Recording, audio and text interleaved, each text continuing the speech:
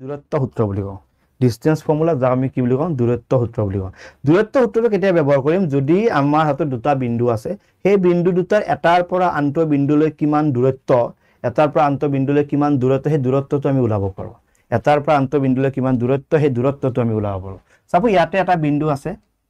বিন্দুটোৰ স্থানাংক suppose x1, y1 ইয়াতে এটা বিন্দু আছে সেই বিন্দুটোৰ স্থানাংক সাপোজ x2, y2 এটা এই বিন্দুটোৰ পৰা এই বিন্দুটোলৈকে কিমান দূৰ হেতু আমি নিৰ্ণয় কৰিব লাগিলে এটো সাপোজ a হয় এটো সাপোজ b হয় এৰ পৰা b লৈকে আমাৰ যেটো দূৰত্ব সেই দূৰত্বটো ওলাবৰ কাৰণে এৰ পৰা b লৈকে তাৰ ৰাস্তাটোৰ নাম হৈছে ab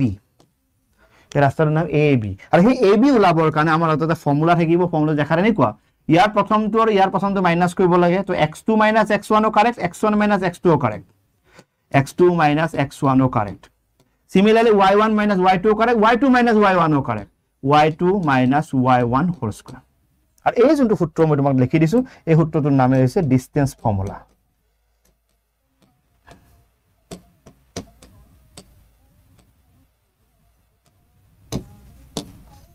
এটোৰ নাম হৈছে ডিসটেন্স ফৰ্মুলা